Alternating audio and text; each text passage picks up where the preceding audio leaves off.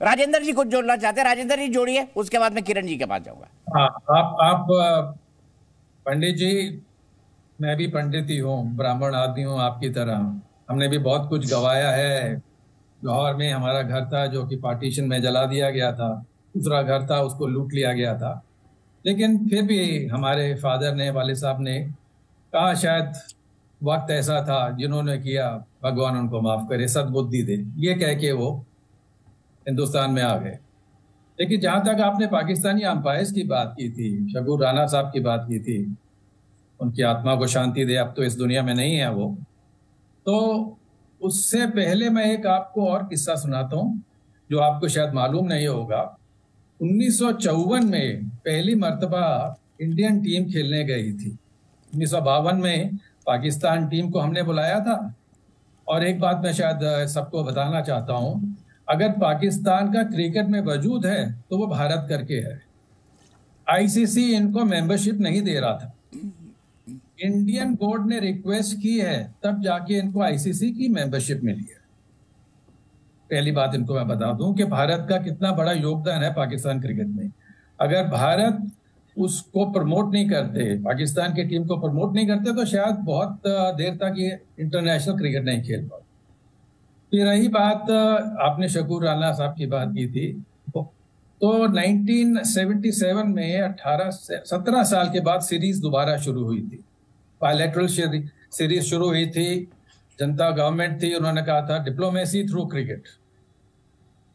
तो साहिवाल में मैच था, थर्ड वनडे मैच हो रहा था। दोनों टीमों ने एक एक मैच जीत लिया था और लगभग भारत वो मैच जीत रहा था। कुछ मैं समझता हूं कि 40 रन चाहिए होंगे और 10-12 ओवर बचे होंगे, जो कि आसानी से बन जाते थे। तो बल्लेबाज थे जाने माने विश्वनाथ गंडोपा। अब विश्वनाथ को कौन नहीं जानता, बेहतरीन बल्लेबाज थे, दुनिया भर जानती है उनका, सिक्का मानती है। पाकिस्तान के गेंदबाज भी उनका सिक्का मानते रहे हैं। वो बल्लेबाजी करने आए तो एक तरफ से सरफराज नवाज थे, एक तरफ से इमरान खान थे। दे धनाधन बाउंसरे, दे धनाधन बाउंसरे, सर के ऊपर से बाउंसरे निकलती जा रही। बैट वो बड़ी कोशिश करे, बॉल बैट पे ना लगे, और शकूर राणा साहब मुस्कुराते रहे, वाइड नहीं दे रहे थे।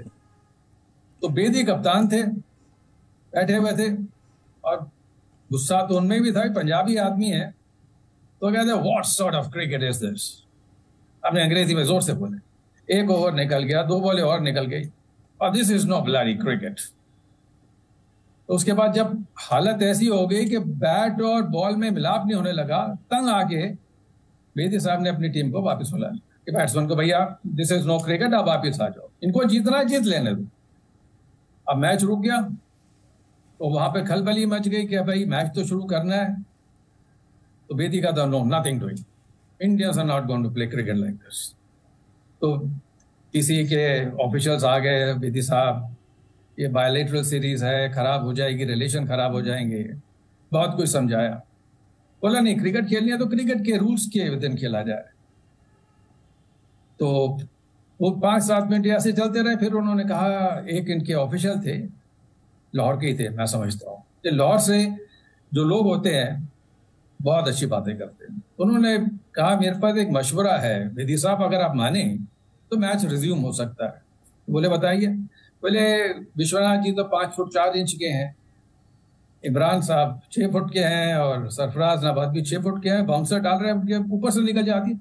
आप ऐसा कीजिए, 6 फुट 1 इंच का बैट्समैन भेज दीजिए, तो बाउंसर वो खेल लेगा। तो ये तो इनकी सोच थी अंपायरिंग की।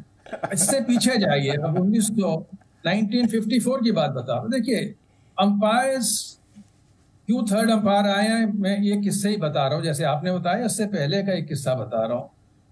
1954 में पहली मर्तबा भारतीय टीम गई, पहले 4 मैच ड्रॉ हो गए, 5वां मैच कराची में था अगर मैं गलत नहीं हूं। तो पाकिस्तान के कप्तान थे अब्दुल हफीज कारदार। वो 1946 में जब ऑल इंडिया टीम इंग्लैंड गई थी तो उसके मेंबर थे, तो जानते थे फादर को, फादर भी लाहौर से थे, कारदार साहब भी लाहौर से थे, तो एक दूसरे को जानते थे अच्छी तरह से। तो शाम में एक ही होटल में रह रहे थे, तो उन्होंने बोला कि लाला साहब आप मेरे साथ शाम में आके चाय पीजिए, बिफोर द टेस्ट मैच। एक शाम की बात है, अगले दिन टेस्ट मैच था। तो उन्होंने कहा ठीक है आके, तो कमरे में गए, कमरे पे जाके बैठ गए, उससे बातें करने लग पड़े। तो पुराने होटल ज्यादा बड़े नहीं होते थे, आजकल की तरह के होटल नहीं थे, सीधा कमरे में जाकर दरवाजा खुलता था। इनकी पीठ सी दरवाजे की तरफ, बीच में टेबल थी, चाय पी लेते, सामने कारदार साहब। तो दरवाजे पे किसी ने नॉक किया, कारदार ने बोला कम इन। तो फादर ने बोला कोई जान वाला आया, मिलने के लिए आया होगा। दरवाजा खुला तो पीछे से एक आदमी बोलता है, captain any instructions for tomorrow's game. तो जैसे ही उन्होंने, फादर ने पीछे मुड़ के देखा, इदरिस बेग खड़े थे जो अगले दिन के अंपायर थे। मतलब पुरानी आदत है। What sort of instruction you want from? और जैसे ही उन्होंने देखा कि लाला मना दैट, दरवाजा बंद किया और भाग गए। तो अब सरदार भी घबराए हुए थे कि भाई ये क्या हो गया, तो सब कुछ खुल गया, ये तो बाद में आना था, ये पहले आ गया। तो फादर ने बोला ठीक है मैं जाता हूँ। कहते कमरे में गए, पाकिस्तान जो ऑफिशियल थे उनको बुलाया, बोला भाई कल इदरिस बेग जो है वो अंपायरिंग नहीं करेगा। बोले कल इदरिस बेग अंपायरिंग नहीं करेगा। बोले साहब और तो कोई, अगर हमारे पास कोई और अंपायर नहीं है। बोले फिर कल टेस्ट मैच नहीं होगा। तो बोले जी ऐसा मत कीजिए, वो कुछ गलती हो गई है, गुफ्तगू कुछ और होनी थी, हो कुछ गई है। ये करते करते उन्होंने बोला जी आप 11 बज गए रात के। वो बोले हमारे पास कोई और अंपायर नहीं है। फादर ने कहा कि इदरिस बेग अगर अंपायरिंग करेगा तो हम टेस्ट मैच नहीं खेलेंगे। रात के 2 बजे उनके एक आते हैं ऑफिशियल, बोले लाल साहब एक सूरत में अंपायर चेंज कर रहे हैं, अगर आप उस पर मान जाएंगे पर, लेकिन मुझे यकीन आप मानेंगे नहीं। बोले बताइए क्या। बोले कि एक पाकिस्तान सेलेक्टर जो है वो क्वालिफाइड अंपायर है, पर आप मानेंगे नहीं। उन्हें बोला नहीं, पाकिस्तान क्वालिफाइड सेलेक्टर को उन्होंने अंपायर के लिए खड़ा किया, जिन्होंने अब्दुल हफीज करदार को 90 कुछ पे स्टंप आउट किया। जो फादर कहते हैं कोई पाकिस्तान का अंपायर उसको स्टंप आउट नहीं दे सकता। तो थर्ड अंपायर की शुरुआत तो 1952 से शुरू हो गई थी, होते होते इदरिस बेग, उसके बाद माइक गेटिंग का जो बढ़िया बात बता रहे हैं, सुनिए। मतलब बेईमानी पुरानी आदत है आपकी किरण खान जी। आप पंडित जी पहले आराम से सुन ले, हम आपको आराम से फिर इसके ऊपर जवाब देंगे। इसकी वजह जानते हैं क्या है? क्या है सुशील भाई बताइए, किरण जी जवाब देना चाहते हैं। क्या है इसकी वजह? यह है कि देखिए जहनियत में जिहाद है, और जिहाद आप हर तरीके से, मतलब आप खेल रहे हैं तो जिहाद। पाकिस्तान की आर्मी का मोटो ही अब तकवा, ईमान, जिहाद फी सबीलिल्लाह। तो पूरा मुल्क जो है वो अल्लाह की राह में जिहाद पर लगा हुआ है, और काफिरों के साथ खेलना तो मतलब जिहाद में सवाब कमाने वाली बात है। तो इनकी जहनियत में ये नफरत जिहाद से कूट कूट कर भरी हुई है। तो फिर क्रिकेट हो, तिजारत हो, सिफारत हो, सहाफत हो, कुछ हो, उसमें जिहाद आएगा। ये बचपन में किंडरगार्टन में बच्चों के दिमाग में जिहाद भर देते हैं। वो जो जहर है, नफरत है, वो इसी तसव्वुर से, इसी मानसिकता से, इसी सोच से आती है। क्या कीजिएगा? तो ये तो कहीं ना कहीं दिखनी है, इसको आप कितना छुपाएंगे? दिख जाता है। किरण खान जी हाल में आपने देखा यूट्यूब पे क्या कहा जा रहा है, दुआ मांगी जा रही है कि भारत हार जाए।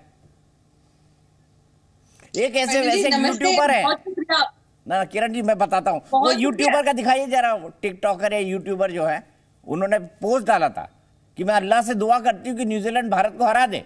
देखिए अल्लाह ने बात ही नहीं सुनी उनकी।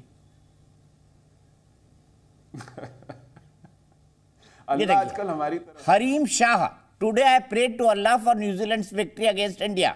इंशाल्लाह Allah will hear my prayer and New Zealand will win today's semifinal, आमीन। ये हरीम शाह है कोई पाकिस्तान की, इन्होंने दुआ पढ़ी है, फोटो भी डाली है दुआ पढ़ते हुए। अरे दुआ करिए सर, किसी के जीतने कर दीजिए, बेस्ट ऑफ लक पाकिस्तान को भी दे दीजिए, बेस्ट ऑफ लक भारत को भी दे दीजिए। ये दुआ क्यों भाई, कहां से निकलती है दुआ? किरण खान जी बताइए जरा। मैं जवाब दे लूं पंडित जी? हाँ बिल्कुल, बोलिए बोलिए बोलिए। जी चले, थैंक यू सो मच कि आप लोगों ने हमें मौका दिया कि मैं इसके ऊपर बात कर सकूं। कल भी आपने प्रोग्राम को इसी नोट पे वाइंड अप किया था। मैंने बड़े तहम्मुल से आप लोगों की बातें सुनी कि भारत तो अमन का प्रचार करता है, भारत में हर चीज ठीक है, पाकिस्तान की सहाफत बुरी, पाकिस्तान के लोग बुरे, यहाँ के खिलाड़ी बुरे, हर चीज मतलब कि सब कुछ जितनी गलतियां हैं वो पाकिस्तान में है। भारत तो बिल्कुल दूध का धुला हुआ है, दूध का उसमें कोई बुराई नहीं पाई जाती। जहां तक बात आती है डिफरेंस ऑफ ओपिनियन की और सोशल मीडिया की, आप अगर हमारी एक सोशल मीडिया की लड़की का अगर ये क्लिप दिखा रहे हैं तो न जाने भारत में तो 3 गुना ज्यादा लोग ही, अगर ऐसे आप मुझे कहते तो मैं आपको गिनवा के बता देती हूँ कि वहां पे बैठे हुए कितने यूट्यूबर्स हैं जो पाकिस्तान की जब बारी आती है तो वो हारने की दुआएं करते थे कि पाकिस्तान आए ही ना, पाकिस्तान ये हो जाए वो हो जाए। दूसरी जहाँ पे आपने रिलीजियस बात की, तो क्या जब अहमदाबाद में मैच हो रहा था वहां पे रिजवान को नहीं चढ़ाया गया था रिलीजियस स्लोगन्स के ऊपर? क्या वहां पे गालियां नहीं दी थी हमारे प्लेयर्स को? क्या ये सारी चीजें नहीं की? Zee News.